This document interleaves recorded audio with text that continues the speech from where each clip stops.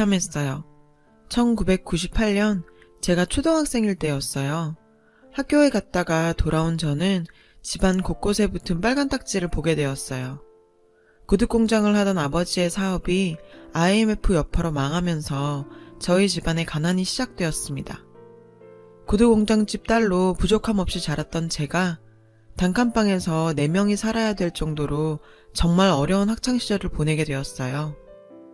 그 시절 부도 맞은 회사 사장들이 스스로 목숨을 끊었다는 뉴스가 쏟아지는 가운데 저희 부모님은 그 와중에도 정말 긍정적이셨어요.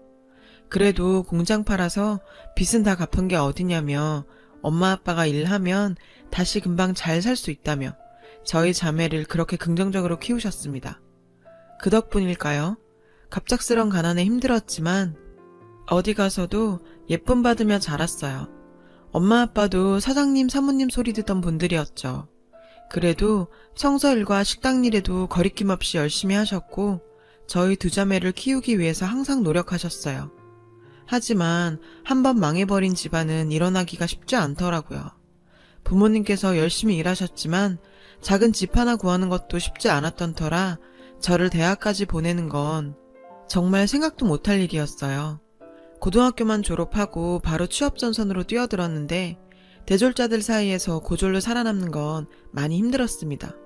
그래도 이를 악물고 부모님이 물려주신 성실함과 긍정적인 마인드 덕분이었는지 대졸자들 사이에서도 능력을 인정받을 정도로 열심히 일했어요. 그때 제가 다니던 회사가 대기업의 하청업체였던 회사다 보니 하청을 주는 대기업 직원들의 갑질은 도를 넘는 수준이었어요. 을도 누군가한테는 갑이라고 했었던가요? 갑질당하는 을 중에도 을이었던 저였어요. 저는 항상 대기업 직원들을 상대하면서 그들의 불만사항들을 체크하고 전달하는 역할을 하고 있었어요. 그 일을 하다 보니 힘이 쭉 빠질 때가 한두 번이 아니었죠. 하지만 제가 버는 돈으로 동생 대학교 보내줄 수 있다고 생각하면서 버텼습니다. 그러던 어느 날 역시 하청 관련 건으로 미팅을 나간 자리에서 한 남자를 만나게 되었어요. 대기업 대리였던 그 남자는 이번에 우리 회사 하청 관련 담당자로 미팅에 나오게 되었다고 했어요. 그때까지만 해도 또 갑질할 사람이 바뀌었다고만 생각했었죠. 하지만 겪어보니 그 남자는 저를 보자마자 반말을 찍찍하던 다른 직원들과는 달랐습니다. 항상 존댓말을 쓰면서 제가 하는 이야기도 귀 기울여 들어주고 불만사항이 있더라도 기분 상하지 않게 설명하면서 제 상황까지도 고려해줬는데요. 제가 보던 갑질하는 대기업 직원과는 분명 다른 사람이라고는 느껴졌습니다. 제가 회사 다니면서 번 돈으로 동생은 공부해서 명문대인 Y대에 들어가게 되었고 대학 발표나는 날 비록 저는 대학을 못 갔지만 동생이라도 대학을 보냈다는 생각에 진짜 뿌듯해서 저도 모르게 싱글벙글했어요. 그 통에 다른 직원들이 이상하게 쳐다볼 정도였어요. 일적으로 자주 만나게 되니 그 남자와도 조금은 편한 사이가 되었고 싱글벙글 웃고 있는 저를 보고 말을 걸어오더라고요. 규리씨, 뭐 좋은 일 있어요? 아까부터 계속 웃고 있던데. 아니에요. 그냥 동생이 대학에 합격했다고 해서 기분이 좋아서요. 와, 잘 됐네요. 혹시 어디 대학교에 갔는지 물어봐도 돼요? Y대요. 제 동생이 공부를 잘했거든요. 저는 대학 못 갔더라도 동생이라도 대학 보낼 수 있어서 다행이네요. Y대 갔어요? 제 후배네요. 동생분하고 같이 언제 밥 한 끼 해요. 대리님이 저랑 왜요? 그렇죠. 뜬금없는 밥 먹자는 제안에 너무 당황한 나머지 민망할 정도로 거절을 해버렸고 그저 의례적으로 하는 이야기인 줄만 알았습니다. 그렇게 시간이 흘러 저도 담당 부서가 바뀌면서 그 사람을 만날 기회가 없어졌죠. 그렇게 잊혀갈 때쯤 그에게 연락이 왔어요. 규리씨, 저예요. 이재훈 대리. 누구라고요? 이 대리님? 이 대리님이 왜? 갑자기 전화가 온 그는 회사 근처라며 저녁이라도 먹지 않겠느냐고 물었어요. 사실 그의 저런 친절은 기분 좋은 관심이기도 했지만 저에게는 약간 불편한 부분이었어요. 솔직히 Y대 나온 대기업 다니는 그 남자가 나 같은 고졸에 중소기업 다니는 사람한테 자꾸 왜 밥을 먹자고 하는지 이해할 수가 없었거든요. 계속 거절하는 건 예의가 아니다 싶어서 약속 장소에 나갔고 그 남자는 그날따라 수트를 빼입고 저를 기다리고 있었어요. 저는 그에게 솔직한 제 마음을 얘기했어요. 이대리님, 사실 이렇게 나오긴 했지만 왜 저한테 밥을 먹자고 하는지 이해가 잘 안 가서요. 규리씨, 눈치 빠르다더니 완전 눈치 꽝이신데요? 왜 제가 밥을 먹자고 했겠어요? 제가 규리씨한테 관심이 있으니 이렇게 연락한 거 아니겠어요? 생각지도 못한 그의 말에 저는 어리둥절할 수밖에 없었는데, 네, 맞습니다. 항상 살기 바쁘다 보니 연애할 시간 한 번 없었고 이런 썸조차 타본 적 없었어요. 그 남자가 보내는 신호를 전혀 받지 못했던 건데요. 그 사람은 제가 일하면서 참 힘든 상황에서도 항상 웃으면서 일하는 모습이 마음에 들었다네요. 몇 번이나 저에게 신호를 보냈지만 그때마다 저의 매몰찬 모습에 참다 이렇게 말하는 거라더군요. 그런데 정말 이렇게까지 모르고 있을 거라고는 생각도 못했다며 웃었어요. 그렇게 몇 번을 더 만난 후 저의 첫 연애는 시작되었어요. 그는 제 동생도 후배라며 불러내서 밥 사주고 용돈도 지어주며 제 가족들도 잘 챙겼습니다. 만나면 만날수록 진국이라고 느껴질 만큼 강자에게 강하고 약자에게 약한 멋진 남자였고, 연애하면서 한 번도 서운함 느끼지 않게 저를 배려해주는 남자였어요. 그렇게 1년 연애하고 결혼 약속을 했는데 행복했던 연애와 달리 결혼 승낙부터 현실의 벽에 막혔어요. 아무것도 해줄 수 없는 가난한 집안에 고졸, 중소기업에 다니는 제가 그 남자의 집에 눈에 찰 리가 없었죠. 특히 시어머니께서는 어떻게 공부시켜서 대기업까지 보냈는데 고졸을 만날 수 있냐며 격렬하게 반대하셨어요. 저도 물론 이해합니다. 제 처지에 이런 남자를 만난다는 거 자체가 말도 안 된다는 걸요. 아무리 긍정적인 저지만 이 상황에서 시부모님들의 승낙을 바란다는 건 어렵다고 생각했어요. 하지만 시아버지께서는 사람이 중요하지 학벌이 뭐가 중요하냐며 남편 의견에 힘을 실어주셨고 6개월간 설득한 끝에 결혼 승낙을 받아낼 수 있었어요. 사랑하는 사람과 결혼을 하게 되었지만 시부모님 모시고 함께 사는 인연은 정말 생지옥이었어요. 시어머니는 남편과 시아버지 앞에서는 상냥한 시어머니였지만 저와 따로 있을 때는 그야말로 악마 같은 모습을 보이셨죠. 얘야, 너 이리 와봐. 이거 언제 빨았니? 넌 도대체 생각이 있니 없니?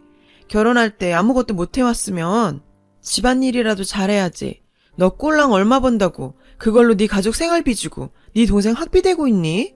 그럴 거면 결혼은 왜 했어?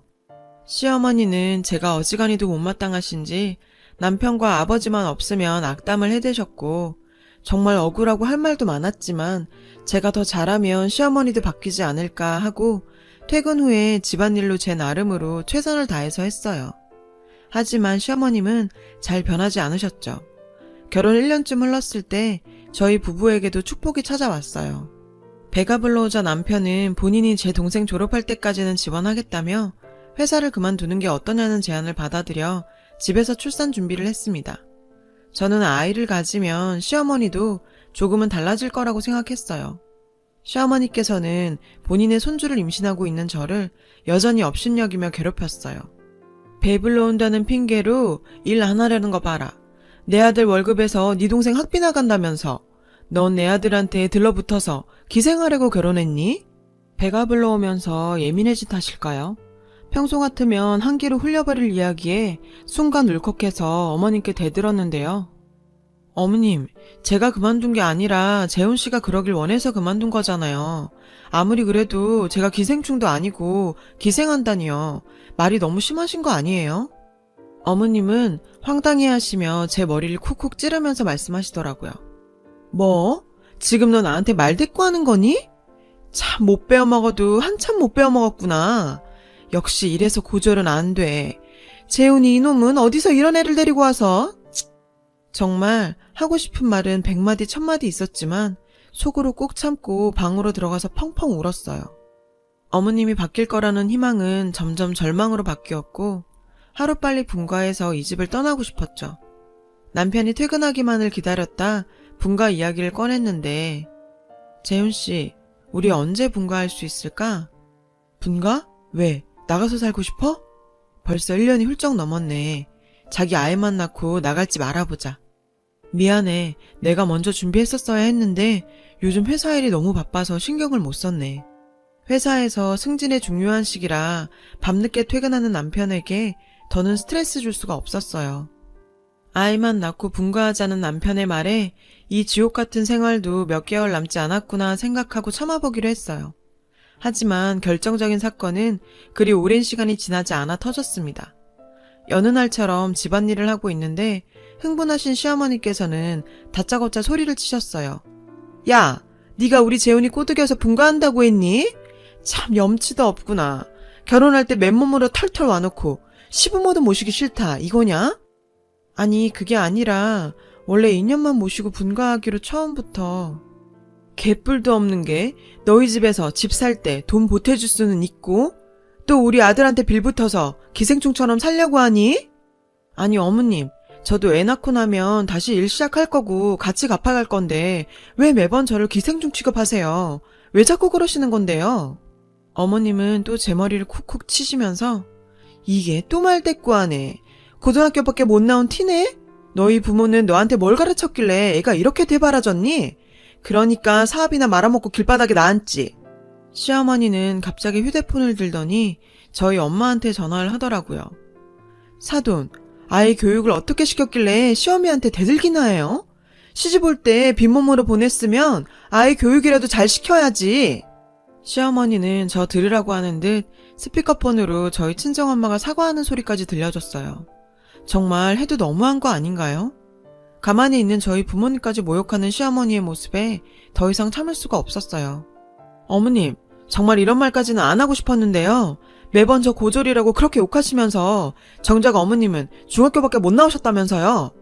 시어머니도 가난한 형편에 중학교까지밖에 졸업 못해서 학벌에 컴플렉스가 어마어마하신 분이었고 제가 치부를 드러내자 임산부인 제 뺨을 때렸어요. 너, 이 버러지 같은 년이 어디서? 쌍욕을 퍼부으면서 다시 저를 때리려는 손을 누군가 잡았는데요. 당신 지금 뭐 하는 거야? 시아버지께서는 소리 지르며 손을 뿌리쳤고 옆에는 남편도 어처구니 없는 표정으로 서 있었습니다. 여보, 이거 봤어? 인연이 나한테 중졸이라고 조롱하고 막말하면서 퍼럭퍼럭 대드는 거. 당장 이 집에서 쫓아버려요. 아버님께서는 한숨을 크게 푹 쉬시면서 그래, 처음부터 잘 봤다. 네가 그런 사람인 줄 이제 알게 됐네. 사돈 모욕이나 하고 임신한 며느리 때리는 인간이라는 거. 이 집에서 나가야 하는 건 며느라기가 아니라 당신이야. 시아버지께서는 그 모습을 본 이상 시어머니와는 못 살겠다며 당장 집에서 나가라고 하셨어요. 그제서야 상황 파악이 되는 모습이었죠. 재훈아, 네 아버지 왜 이러시니? 네가 뭔 말 좀 해봐라. 너도 네 처가 나한테 대드는 거 다 봤잖아. 남편 역시 가면이 벗겨진 시어머니의 모습을 보고는 절레절레하며 저를 방으로 데리고 들어왔고 본인이 너무 무심했다며 제가 이렇게 힘들 줄 알았으면 빨리 분가를 알아봤어야 했었다며 자책했습니다. 시아버지께서는 진짜 시어머니를 집 밖으로 내쫓으셨고 저와 남편에게도 절대 문 열어주지 말라고 당부하셨어요. 어머님을 내쫓은 지 며칠 뒤 아버지께서는 저희를 찾으셨어요. 며느리기야, 정말 미안하다. 난 정말 그 여자가 그런 사람인 줄 몰랐다. 자기 손주 임신한 며느리까지 그렇게 때릴 줄은. 네 시어머니 일은 신경 쓰지 말고 여기 이 돈 꼭 보태서 분가할 집 한번 알아봐라. 아버님은 미안하다시며 집 구하는데 보태 쓰라며 통장을 내미셨어요. 본인께서는 은퇴 후 시골 내려가서 조용히 살고 싶은 꿈이 있었다며 이번 기회에 서울 생활 정리할 거라고 하셨습니다. 시간이 흘러 저는 무사히 예쁜 딸을 출산하게 되었어요. 시아버지께서는 손녀까지 안아봤으니 이제 됐다며 시골로 내려가셨고 저희도 분가하게 되었죠. 아이와 함께 다시 얻은 신혼을 만끽하고 있었을 무렵 시어머니가 집으로 찾아오셨어요. 얘야, 문 좀 열어다오. 제발 문 좀 열어다오. 집에서 쫓겨난 후 오빠 집에 가 계시다 한 번도 안 보이셨던 시어머니의 갑작스러운 등장에 남편과 저는 놀랄 수밖에 없었죠. 몇 달 만에 다시 본 시어머니는 악마같이 저를 괴롭히던 표독한 그 모습이 아닌 그저 흰머리 희끗희끗한 힘없는 60대 중년일 뿐이었어요. 재훈아, 네 아빠 좀 어떻게 설득해다오. 너희 아빠가 나랑 이혼하잔다. 나 네 아빠 없으면 아무것도 없는 거 알잖니. 나 앞으로 어떻게 살아가니. 애기야, 내가 이렇게 무릎 꿇고 사과하마. 한 번만 내가 사돈한테도 찾아가서 무릎 꿇고 사과하고 왔다. 제 앞에서 무릎 꿇고 한 번만 시아버지를 설득해달라는 그 힘 빠진 시어머니의 모습에 내가 겨우 저런 사람한테 2년간 그렇게 심한 고초를 당했다고 생각하니 너무 어이가 없었어요. 저기 어머님, 저 때리실 때는 이런 생각 안 해보셨죠? 어떻게 임신한 며느리를 그렇게 때릴 생각을 하셨을까요? 폭행죄로 고소하려는 거 남편 보고 꼭 참은 줄이나 아세요. 더 이상 여기서 이러지 마시고 나가세요. 2년간의 쌓인 울분을 모두 푼 건 아니었지만 항상 시어머니 앞에 서면 위축되던 제가 속마음을 내뱉고 나니 마음이 한결 시원해지는 것 같았어요. 남편은 어머님의 그런 모습에 안타까운 듯 했지만 제 편에 서줬어요. 시아버지와 이혼 문제는 우리가 관여할 문제가 아니라 아버지와 풀어야 할 문제라며 더는 이렇게 찾아오지 말라며 단호하게 말하더라고요. 참 다사다난한 2년간 시집살이였는데요. 이런 고난이 있어서인지 요즘의 행복이 더 소중하게 느껴지는 거 아닌가 싶습니다. 시아버지께서는 밤마다 영상통화할 만큼 손녀 바보가 되셨어요. 소진이 보고 싶을 때는 냉큼 오셔서 보고 가시곤 합니다. 시어머니와 시아버지는 지금 같이 살고 계세요. 어머님과 말씀 많이 나누시고 다시는 안 그러겠다고 하셨나 봐요. 오랜 부부의 연을 제가 끊을 수는 없죠. 그리고 시아버지 현명하신 분이니까 잘 결정하셨을 거라 생각합니다. 저희 세 식구와 시어머니는 아직 만나고 있진 않아요. 남편과 저도 언젠가는 자연스럽게 뵙게 되겠죠. 시간이 약인 그것까지는 맞고 싶지는 않네요. 가난은 죄가 아니에요. 그걸 비난하는 사람 마음이 더 가난한 거죠.